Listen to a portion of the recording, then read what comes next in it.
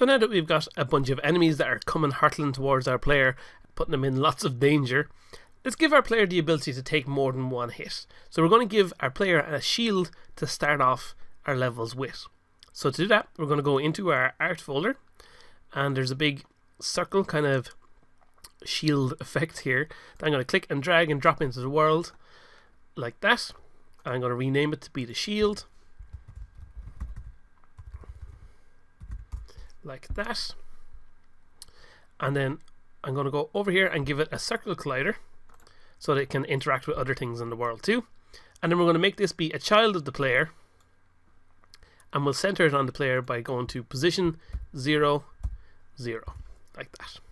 So if we go and zoom in and look at it like this, you can see now it's a little bit tight to the player, so I'm going to move it back just a little bit so it kind of looks a little bit more natural around the player like that. So now we have this shield wrapping around the player, and it's bigger than the collision box of the player as well.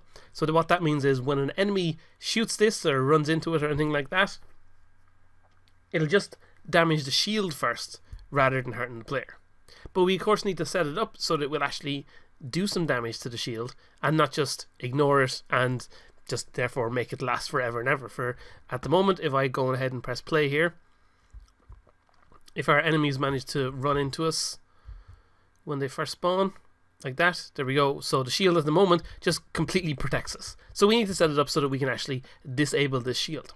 So how can we do that? Well, it would make sense on our shield if it had a specific tag that therefore our enemies' bullets would know to, if we hit the shield, just disable it rather than completely ignoring it. So we're going to add a tag here for the shield. We're going to add a custom tag that we're going to call shield, like that. Then we'll go back to our shield and add it in.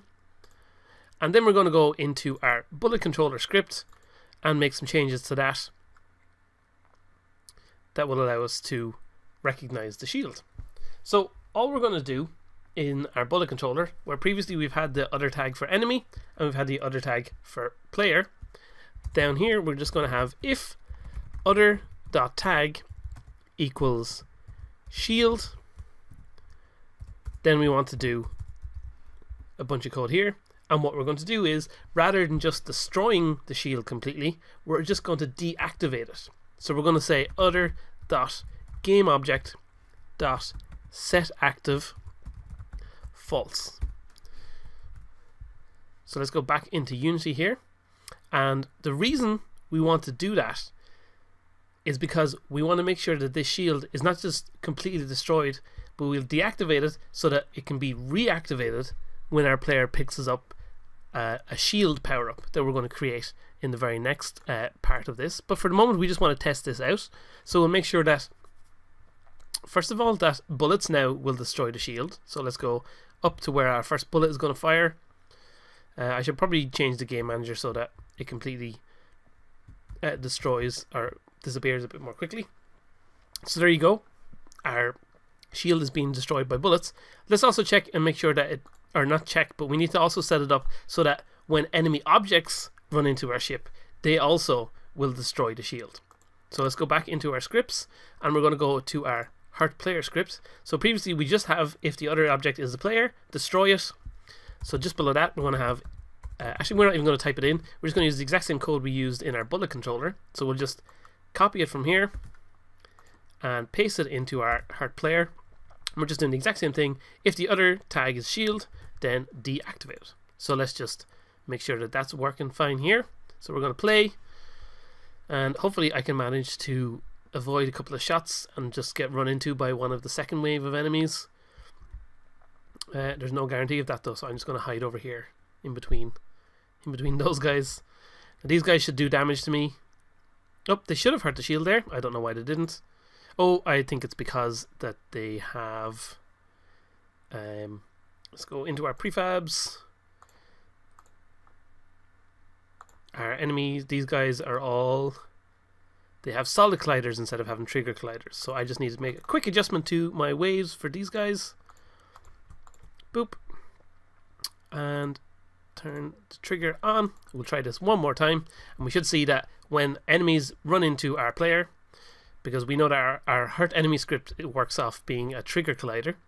So we need to make sure that anything that wants to run into our player is a trigger. There we go. So it runs into the player and it actually destroys the player and the shield, which is not what we want to happen. So to fix that going on, what we'll do is we'll reorder our bit of code here.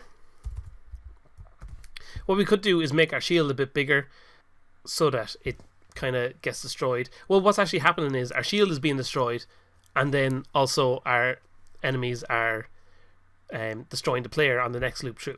So we're just going to move the shield up here, and what we're going to do is say destroy